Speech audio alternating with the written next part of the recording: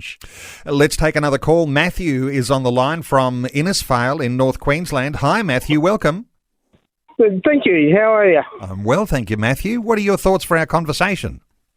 Well, being autistic, I do find it hard to get help in the church, but I am getting there. Great. And anything more in your circumstance? How have you found it hard? Okay. My journey is very unique. I've moved from Adelaide to Innisfail to marry my wife. We're both autistic, and autistic people don't generally get out of their comfort zone, let alone marry. I just want to encourage people that there is help out there, even though at times it's hard to find. But God has definitely got me through all this. And even though you don't feel as though there's a lot of help in your church, just going to church because you're connecting with God, does that make a difference? Oh, it makes a huge difference. I wouldn't be able to do half the things I've done in my life without God.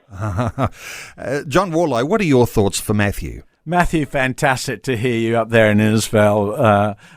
And ASD, the core feature of that is a challenge really in empathy and to be able to socially, emotionally relate in a two-way direction with someone else. And so it is just exciting to hear from you, Matthew, about you're married to someone with ASD, you both know it, you both can work on it, and wow, listen to that, how that you couldn't have done it without God, and that God has actually got right there into your heart, and that's just such a lovely thing to hear, Matthew. Bless you for ringing.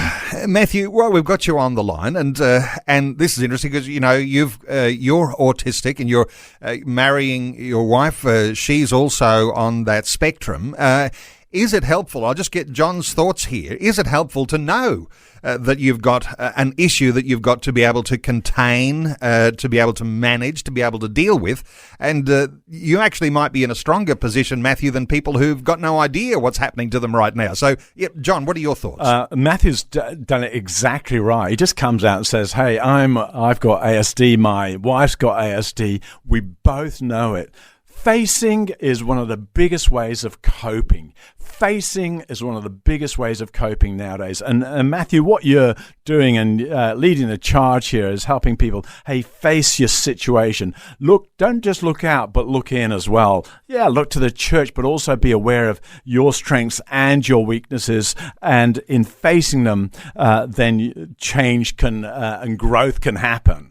Let me ask you another question, Matthew, while we've got you on the line. And you said you're not getting that much help from your church, but you have a connection to God. What difference, is there a way you can describe what happens when you are a part of your local church, when you do connect with God, knowing that you're going through your own challenges? Okay, well, part of my experience is I'm a qualified school chaplain, which is unusual in itself. I just have a hard time opening up to people. That's my biggest issue. And trusting people because of my walk.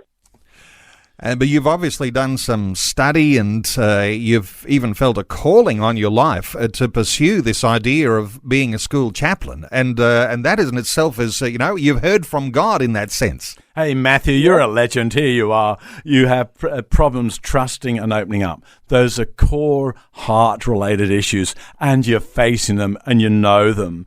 And then, this qualifies you much more, even in the context of these struggles, to reach out and be there.